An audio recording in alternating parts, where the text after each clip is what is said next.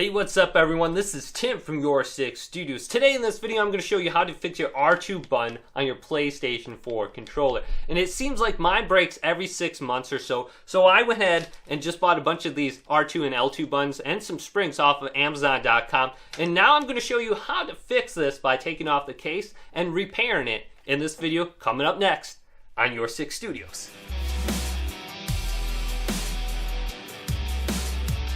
So let's go ahead and begin. We are going to need a screwdriver. I have a set of Stanley screwdrivers and I'll be using a screwdriver that's labeled 0 from this set. And if you do not have a screwdriver like this one, just find a really small one. Just about anything will do. Then also I have a bag of L2 and R2 buttons here that I bought on Amazon.com, and it also comes with springs. Now this wasn't very expensive, it was only a couple dollars. So let's put this to the side. And the first thing we're going to need to do is take off our controller cover here. Let's flip our controller all the way over and unscrew all of these 4 screws right here, here, here, and here. So let's go ahead and do that now.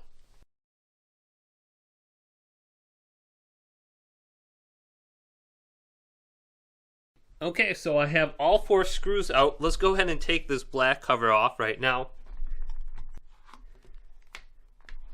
And I always find it easiest to create a little separation on both sides of your controller. And then it should just lift up from there. Just apply a little bit of pressure. And as you can see, it's already lifting up. And watch it for the battery pack. The battery pack may fall out. And also on the back side here, we're going to need to clear our L2 and R2 buttons with the black case on the back. So watch out so you don't rip those off. And then watch out when you take out the black cover right here. This little wire is going to be connected to the motherboard, so we're going to have to go ahead and disconnect that very gently. Okay, so it's disconnected. And my L2 button right here is stuck on the black case, which is absolutely fine. Let's go ahead and just take that out and set this black case to the side right now until we are putting it back on.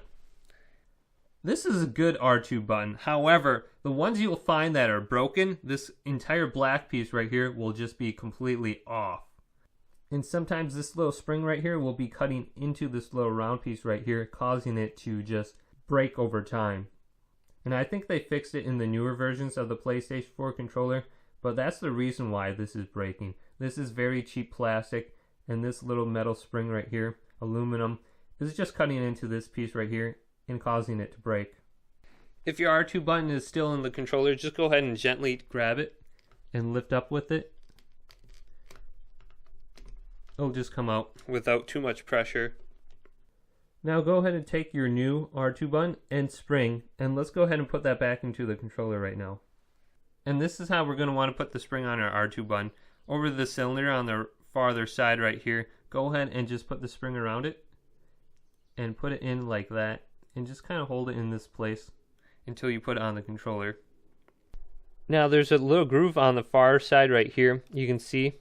And you're going to want to line up this spring edge right here to that groove. And if you kind of hold it like this so the spring can't fall off, it's a little bit easier. And don't lay your controller flat. Kind of hold it in your palm like this. And then go ahead and line it up with the little groove. And your controller will snap in. And you might be able to see, but the metal spring is lined up in that groove right now. So let's go ahead and just test our R2 button out and see how springy it is. And it seems like it's got a good amount of spring to it. So once your R2 button is correctly in, let's go ahead and put the cover back on. And don't forget to reconnect this wire right here. As you can see, that controls the power for the controller and the light bar right here. And the easiest way I have found to do this is, when you're putting your controller back together, slide your black cover over the top of the L2 and R2 buttons like this. And once that's on, go ahead and flip your controller over. And you'll see these little bars popping up right down here.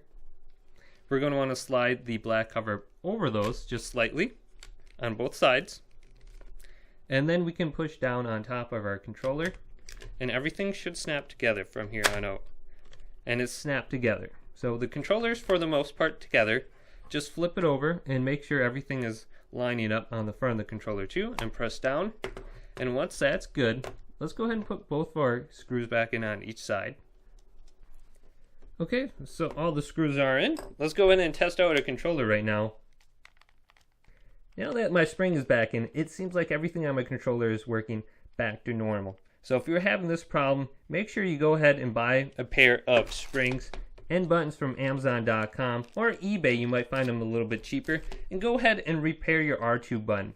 And it seems like on these earlier controllers, the R2 button goes out quite often. So I just went ahead and just bought a big bag of these, about a dozen each. And every so often, about 6 months, I'll go ahead and repair my R2 and my L2 button, just because I press the R2 button a little bit harder than most people, I think. And that's maybe why I'm breaking it so often. So if you like this video on how to repair your PlayStation 4 R2 button, go ahead and leave this video a like and subscribe to my channel down below. And check out some of the other amazing videos coming up next on YourSixStudios.